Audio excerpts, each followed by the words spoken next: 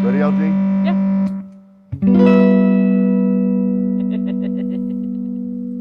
That was from Matt Truman. Hey, everybody, welcome to the Reverend Guitar Circle Our Ranch. I'm your host with the most, or something. I don't know. That was dumb. Ken Ha, CEO and purveyor, perpetrator of these fine instruments. Perpetrator. What do you think of that? Mm-hmm. That doesn't make any sense at all. Doesn't matter. Before we bore her to tears and she goes away, Who's that? Sue Aloha says hello. Hey! Hello, Sue said aloha. Nice to hear from you. Yeah, here we are. We come to you live from the Circle Our Ranch every Friday. I'm going to say circa 11 o'clock. How's Circa. that? Yeah. Circa. Real I'm going to go with circa. Sorry, we were a little late this morning. I was paying bills. And so, as such, I've decided that today is going to be Friday Fun Day. What do you think of that? I like it. I did all my work this morning. Now it's Oh, now that's it's real on. nice. No, now it's on. Yeah, yeah. And instead of drinking more coffee, I should start drinking whiskey now. Uh-huh. Yeah. But coffee, though. Oh, I love coffee. Ladies and gentlemen, I've been drinking a Dunkin' Donuts medium roast that comes in the big orange plastic bin I get at the grocery store because I lost my sweet coffee hookup. And quite frankly, I've come pretty settled in with it. So I was asked last week what the popular roast was, what the popular roast has been. I'm brewing coffee at home in the pot, and I'm putting it in the little thermoses and bringing it to work. Not even brewing coffee at the office anymore. But when we order out for coffee at the office, we usually go to our Bixby coffee. Yeah. And we have a local coffee place here called Bixby, not to be confused with Bixby, and of course, I confuse it constantly because Then it's just you. why wouldn't I? Everyone, this is the Roundhouse HB launched last year. Yeah. Oh. It's hard to believe. Yeah, it was launched last year with flame maple tops in a beautiful violin brown and a beautiful transparent black color and the transparent turquoise. Some of those are still available. For 2021, we added solid colors. The gold top, the deep sea blue, the Italian purple, and of course the midnight black. Note when we did those on the Roundhouse, we kept the backs, the deep, rich violin brown. And yeah, this is my favorite. This is my favorite light color. I'm a huge fan of black guitars, as you guys probably know. Most of my live instruments are black guitars, and I love it. I love the just the idea of the deep brown back with the black top and all of the binding body, neck, headstock. These are Mr. Naylor's creation humbuckers, and I sort of view the Reverend pickups. I just wanted to talk about pickups a little bit this week, which is really kind of one of the reasons why I picked up this. LG is like, really? Yes, it's one of the reasons why I picked up this guitar. Sort of in the process of putting together that presentation, we've been picking apart some of the details of some of the instruments, and I think the pickup thing is really cool. So, as you know, Naylor's, while the world exists on sort of a linear timeline, Naylor's, the way Joe's mind works when he's designing stuff, we don't look at things as this is what we did between here and here, and this is what we did between here and here, which is of course the truth, right? She's still looking at me like I'm crazy. Yeah. Because that's the way it happened. In Joe's mind, this is all the evolution of one product. So he doesn't think of things in terms of eras. He thinks of things in terms of his ideas and getting them across to you, right? And so Joe always had a specific humbucker sound in his head, right? And like he always liked the sound of vintage PAFs. And of course, one of his things 25 years ago was making the two different position pickups, two different outputs, so that, you know, the bridge and the neck balance together well. And so the bridge pickup has a little bit more output than the traditional PAF style humbucking pickup, and the neck has a little bit less, so that when you're on the bridge and you switch to the neck, you don't get a massive volume change. And of course they sound sweet together. I'm going to turn off my slap back so you guys don't get that chorusing.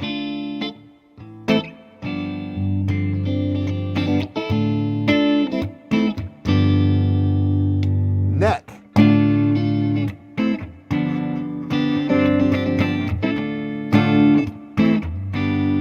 Bridge.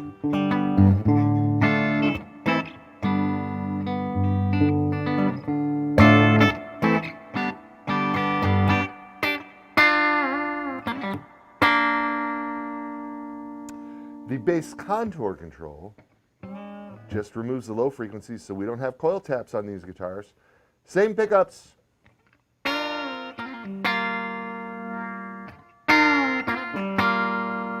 On that neck, bass contour all the way off. You can hear it come when I roll it in.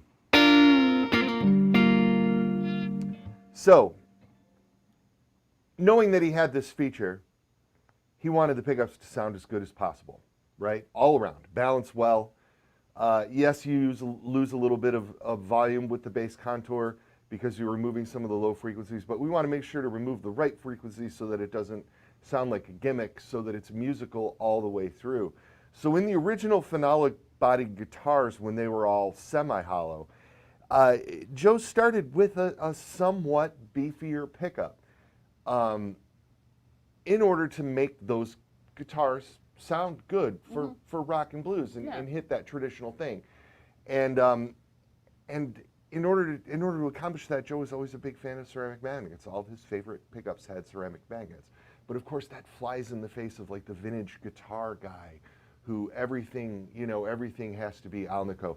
And you guys have heard me say this before. I swear people listen with their eyes and with their brains and their facts instead of listening with their ears. And that's okay, because to each his own. I don't mean that to be insulting in any way, shape, or form. It is what it is. And I run up against guys and I'm like, and you know, guys have said to me in the past, well, ceramic pickups just don't sound good. And I go, well, yeah, they do.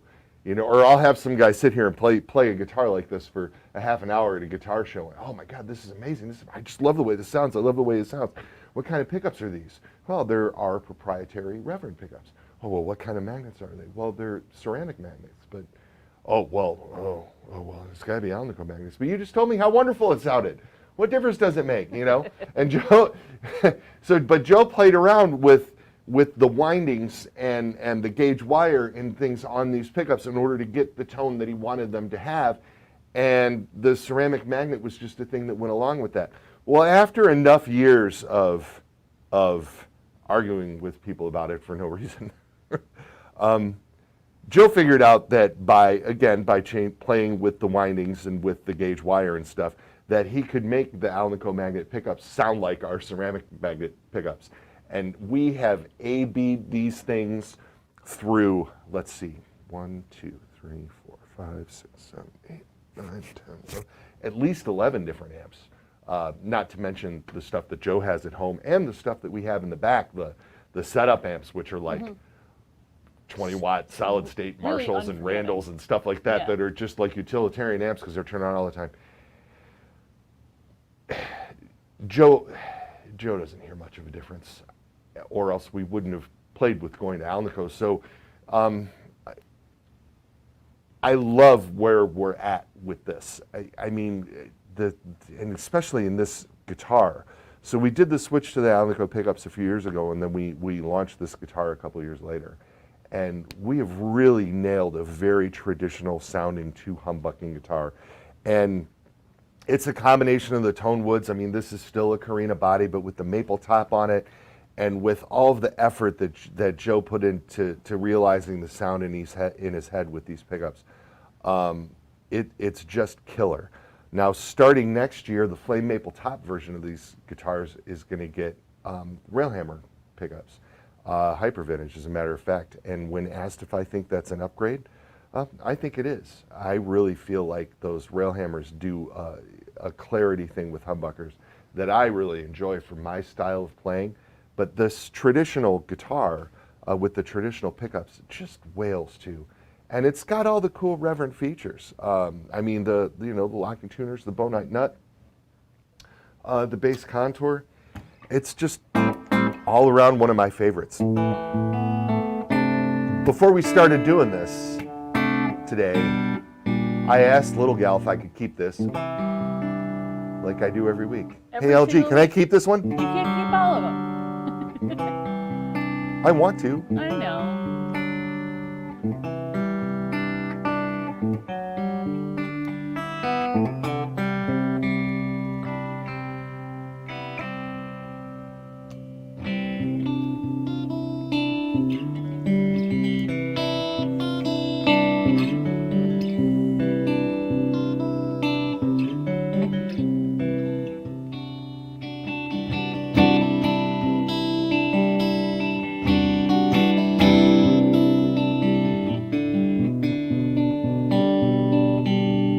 I don't know what just happened. You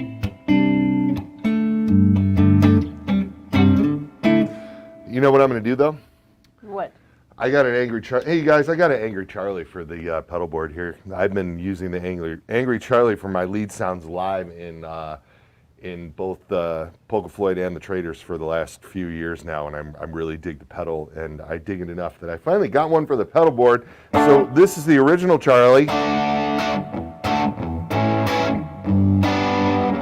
which I think is cool, and very similar settings on the Angry Charlie. The gain at about 3 o'clock, so 75% of the way up, maybe 80% of the way up when you consider the sweep of the control. Volume set at about 1/3, and the EQ set with the mid-range at 12 o'clock, the bass at 2 o'clock, and the treble at 10 o'clock. This is the difference between the Charlie pedal and the Angry Charlie pedal. Are you ready, LG? I'm ready. Charlie.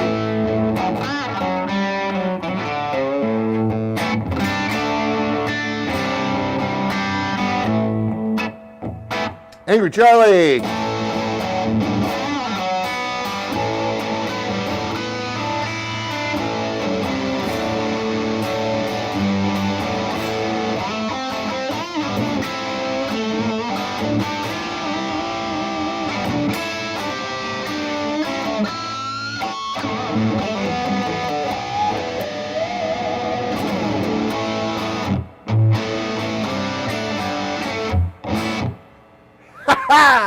Okay. I don't get to play guitar enough. Oh, come on. No, I'm serious though. Oh, that was fun. All right, let's take some questions. I'm sorry. I was just, enjoying my new toys. What I should do is I should come in here every day, like before I leave, and just spend 15 or 20 minutes playing the guitar. You should. I keep telling myself I'm going to do that. I get into the habit, and then I get out of the habit. Fire away. A couple things before we get into questions. Johnny Cola says if you use the Charlie and the Angry Charlie together, do you get the Ballistic Charlie?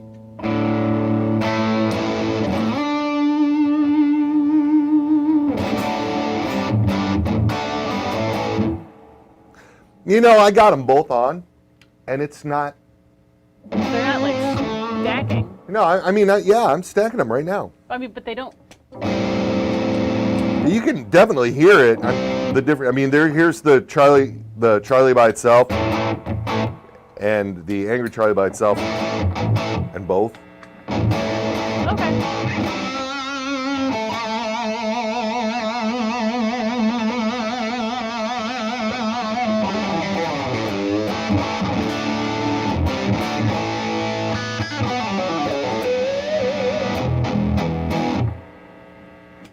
The noise isn't a runaway. It's kind of cool. And then Brent Tober said, nope, you can't have that one. It should be my second Roundhouse. Ah! Yeah. Okay, question time. You should have it. It's a good point. Scott Busey says we do gold and burst better than anybody, which is nice. Damn, man, thanks. He says the gold tops are amazing on the Roundhouse. Yeah. Any chance for some red burst or avocado burst down the road? Well, probably not on the Roundhouse. We're trying to, I was going to say we're trying to keep it to traditional colors, but then we went cray with the Italia purple. Just nuts. Yeah. And it seems to be popular. Right. There's always a chance. I don't have any. I don't have any plans to do any more bursts on these right away. But there's always a chance. Not a bad idea. What's killing me, LG, is that the avocado just lives on. We dropped that avocado on the jet stream, and we were like, oh yeah, this will be cool. It's probably going to be like sort of a flash in the pan thing. I bet a handful of people really have to have it right away, and then it'll probably fizzle out. And the demand for it has been just ridiculous. Well, and I think we just nailed it. I think we. I sheer agree, luck, but nailed the color. I also think that this thing happened and everything sort of is in stasis. You think? I do. Okay. I think that, I can dig that. the culture's not moving forward like it normally does. So, All right then. yeah, All right then. I don't know. Maybe. Maybe. Maybe. But it is gorgeous. Yeah. So, I don't know. Either thing, both things. Toby, We're gonna bring it back to kitchens across the country. are we going to do a Reverend branded kitchen? No, we're not. We're not. We're not. No, but the I'm color, kidding. the color's gonna get so popular that it's gonna end up on your stove in your fridge again. Right. Yay! Toby is between Railhammer models, between Toby. the Corgan, the Crosscut, and the Sensei, and would be interested in seeing how you would compare those tones.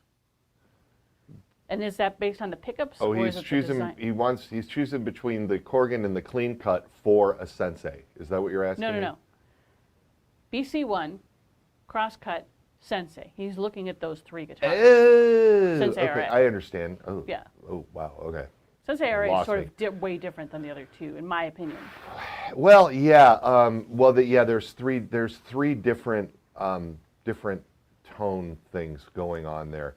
So the Crosscut, Joe was thinking about clean tones with the ability to add a lot of overdrive and gain if you were thinking about it. But the Clean Cut pickups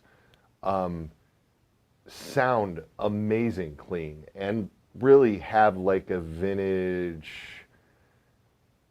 tele broadcaster thing in the bridge going on, sort of meets a P90 with a little bit more mid-range.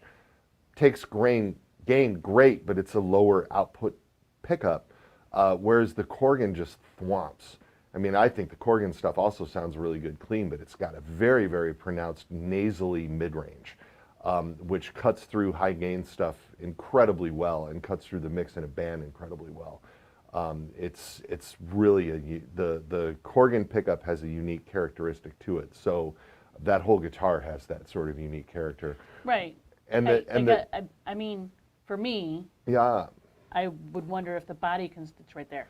If the body construction would have sure, yeah, the body as much to construction do, because also those it's are all chambers under those. Yeah. You guys can't see that on the screen, but there's those aluminum pick guards, and those are all chambered underneath. The body construction does certainly affect the mid-range thing that we're talking about, and that sort of low-end thwonk thing. Whereas the Sensei, the mid-range falls in a different place. It's more of a lower mid-range thing. It's a set neck guitar like the Roundhouse. It's a set neck Carina body guitar with a 24 3/4 scale. So instead of the accent being in the upper mid, the accent is in the lower mid. So it doesn't really do the twang thing as well. I mean, you can clean it up and emphasize the higher frequencies with the bass contour control, but it doesn't do that initial twang thing like a maple neck guitar does. It sounds more like the traditional set neck guitars, and the chisel is just like the great hard rock pickup. It does the mid-range too, but with a lot higher output and through Marshalls and stuff. I mean, the chisels just sound awesome. Mm-hmm. So it's sort of a different way of approaching the gain, I guess, if you will, what you're looking for there.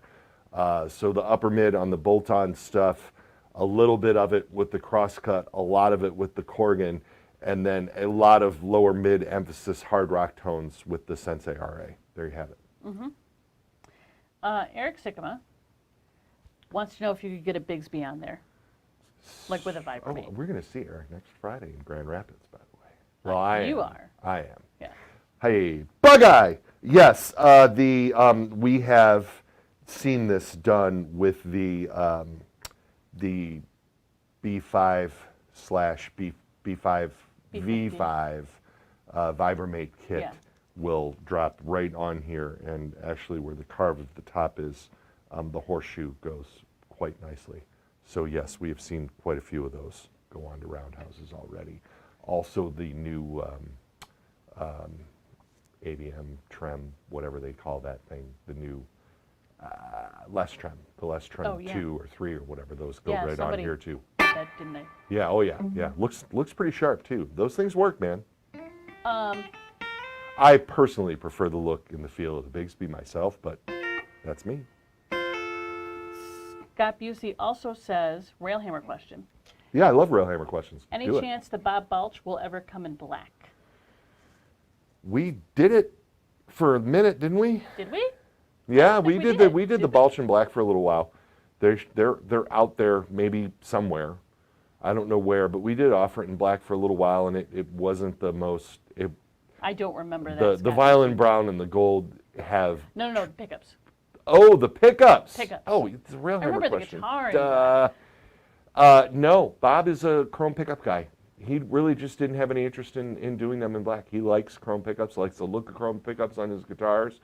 And as you know, we sort of stick with the artist vibe on these things, sort of like Reeves. We don't do the Reeves pickups in chrome because he wanted to do the nickel, and that's sort of what he likes. So that's the way it goes. And we don't have plans on offering any of the signature model pickups in gold because none of the artist guys have expressed interest. Have expressed interest in that sort of thing. So there you have it. Well, then now one of them is going to be like, hey, by the way. Yeah, right. Chris Putt has kind of a complicated question.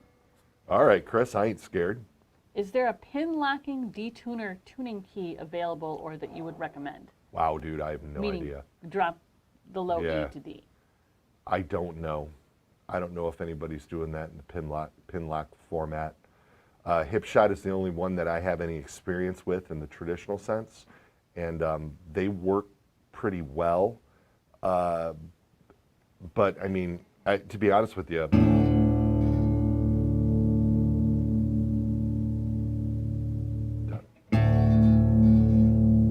I don't know.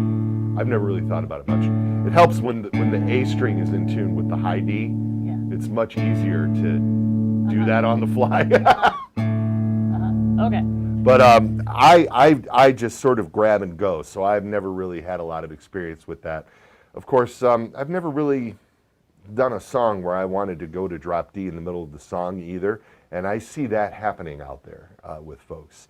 But boy, I wish I had a recommendation for you, and I don't. But now that I'm in drop D, let's listen to the Roundhouse with the Angry Charlie on.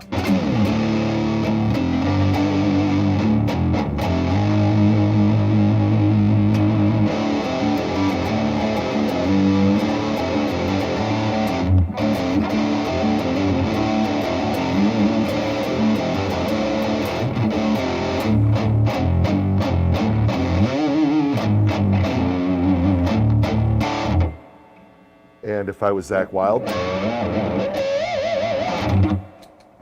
which I'm not. He's also looking forward to seeing you at the Caju. Nice. Yes. Make sure and come up and say hi. Yeah. Yeah, I got a lot of gigs coming up. You do.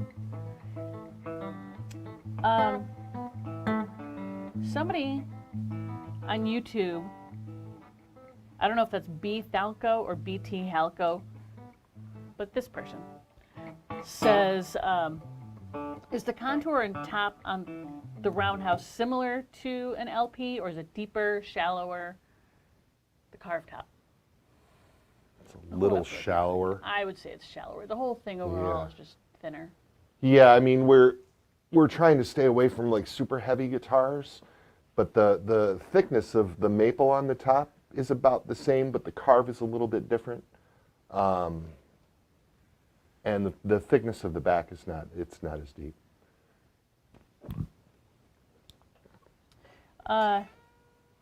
Jeremy Allen wants to know if you would ever put a carved option on the Sensei platform. Never say never, but we haven't thought about it. I sometimes think in a double cut that can look a little tacky. Like I've seen it done poorly, so henceforth my initial reaction to that is like, but I never thought we'd ever do this. And Joe's like, check this out. And then I saw it and I was like, oh, we got to do that. So you never know, man. Never say never. Of course, no immediate plans, but I'm not, boy, not a bad idea. Who knows? He also, where'd it go? Also, Jeremy Allen would like to know about small box music on your shirt there. Oh, Small Box Music is in Maumee, Ohio, right down the street from us. And they carry Reverend guitars and railhammer pickups. And there's some friends of ours own it. Friends of ours work there. It's a really cool, cute little store. It is about 3 doors down from the Village Idiot where I was last night.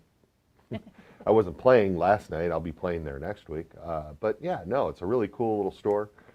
And it's the local store, so we wear the shirts. We have them and Heights guitars in South Toledo carrying the Reverend and Railhammer products in the area now that our friends at Durdell's have retired. Yeah. So Heights and Smallbox, local companies. People were kind of concerned about, because the writing was on the wall for Durdell's for a while, because Fred and Alice are of that age. Yeah. People were kind of concerned in the area about not having a small music store, and then now we have 2 great ones. Yeah, we do. That's 2 really good ones. Yeah. Anyway, that's neither here nor there. Thanks for asking. Good dudes. Sean Patton says, why doesn't Reverend offer a traditional natural Carina finish? I'd love a Gristlemaster in natural Carina. It's a cool idea. I will bounce that off of Greg.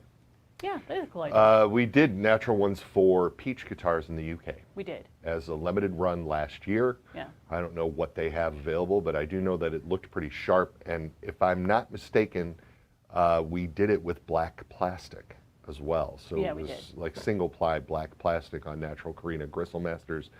I agree. We should do more natural Carina. Every time we do, it is always the least selling color of whatever that model is, so that when we are looking to introduce new colors, we have a tendency to be pretty dry about it, and we're like, well, we want to do a new color of this model. What's the least selling one? The natural? Well, then that's the one that gets whacked. But we are still, for some reason, the natural Carina has always clicked on the Sensei Junior, and it is just awesome looking. And so that has been consistently in the line for a while. And our natural is very blonde. It is. The Carina itself is kind of funky looking natural when you take the sort of vintage yellowing look out of it. You know what I mean? Yeah. It's pretty sharp looking, and the stuff that we use doesn't have, like, I see some real figured Carina, like Rudy Pensa has done some Carina guitars, and I have one of his guitars in natural Carina, and it's got a lot of like the black spots and the black, like stuff running all across it, which is kind of cool. The stuff that we use is a little cleaner looking, and the grain doesn't like pop like crazy. But go to the website, check out the Sensei Junior, or Google Sensei Junior and look at images or something, but check it out. It's a beauty. We doing natural Carina on anything else other than the neck on the Pete Anderson and the Sensei Junior? I'm trying to think off the top of my head. I thought we were doing a Carina burst on one of the bolt-ons, but I could be wrong. A Carina Burst Jetstream 390 is That's coming what I was back thinking by popular demand at the end of the year. When we thought that was the lowest selling model, and then as soon as we decided to replace it with something else, all of a sudden, River of Tears, we started getting POs from some of our large dealers, like, no, we really want to stock that. So we are bringing back the Jetstream 390 in Carina Burst next year, and maybe something else. There might be another natural one sneaking in there somewhere, but I'm with you, bud. I love the natural Carina. I think it crushes. So, you know, it would be fun? This guitar with a dark violin brown back and the natural Carina top. That would be a keeper. That would be. Just saying. That would be interesting. That would be fun. Chris Van Sickle, of course, is asking the unanswerable question. Of? What's the next guitar show you'll attend in the Southeast U.S.? Oh, I don't know, buddy. Carolina was last weekend. It was really cool. And then he said, was it? Did Carolina was cool? You know, I saw some pictures online. I had some friends going. I've never been there. I've never been to a guitar show in the Southeast, to be honest with you. No, we went to Raleigh. Oh, Mojitone did one. That's right. I forgot about that. We did it twice. We did it. Okay. We did, but then they quit. And we're friends with Mojitone, of course. We're using the Mojitone pickups in the new Reeves Gabrel's Dirt Bike Royale. And they're good people. And the Mojitone people are good people. And we actually took Reeves to their show once, too. And that was a fun show, but they don't have it anymore. Right. And I know our friends that do the Great American Philly Guitar Show, Bonnie and her husband, I know they do a few shows throughout the Southeast, but we've never really ventured down to any of them. But we'll put it on our radar, especially if that's something that's coming back. I initially was not going to do Fall Philly this year because I had shows booked in the UK, but now that everything is crazy with travel again, the UK festival that we were going to play is canceled. They're postponed for a year, so we're not going to be going to the UK this year. So that does open me up to go to Fall Philly and hang out, which I'll consider doing. Yeah. Now, the problem with us going to Fall Philly, to be honest, is we always go in there with 40 or 50 guitars in our big racks, and I ain't got no guitars to sell. That's true. So like if I go to Fall Philly, might be to just hang out, have a few pieces, and promote Railhammer, which I'm also happy to do because I like going to guitar shows.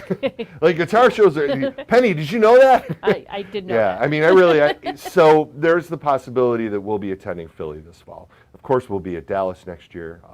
And of course, we're signed up to go to the upcoming NAMM shows. So, indeed. What else, LG? Is there anything else you want to talk about? What I got coming up? And talk about what you got coming up, and then cool. And then we'll grab some lunch. So like I mentioned, I have a lot of gigs coming up.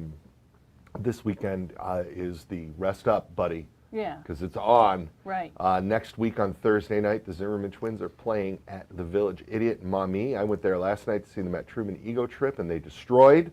So now I have that to live up to.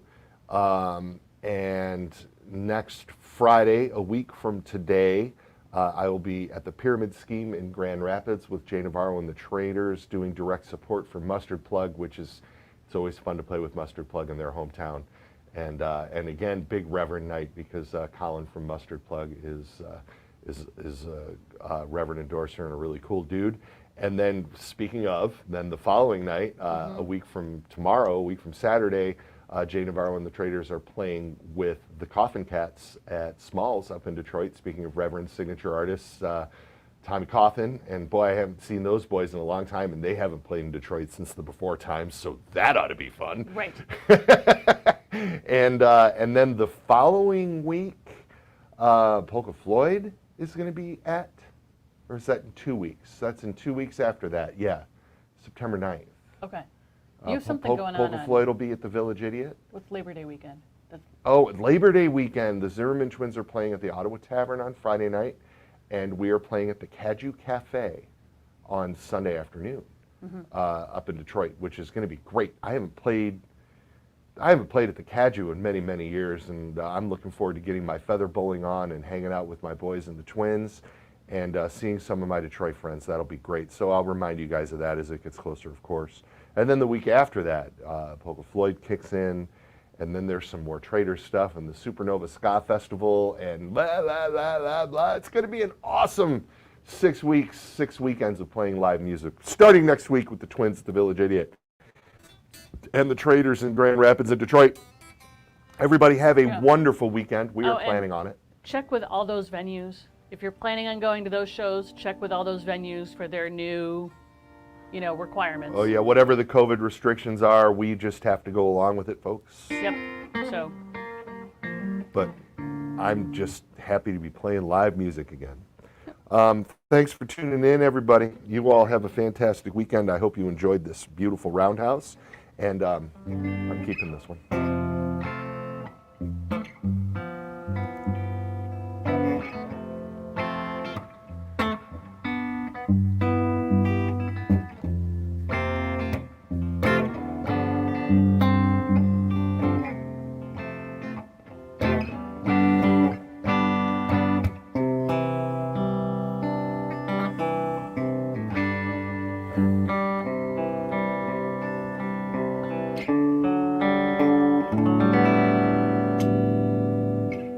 What a beauty.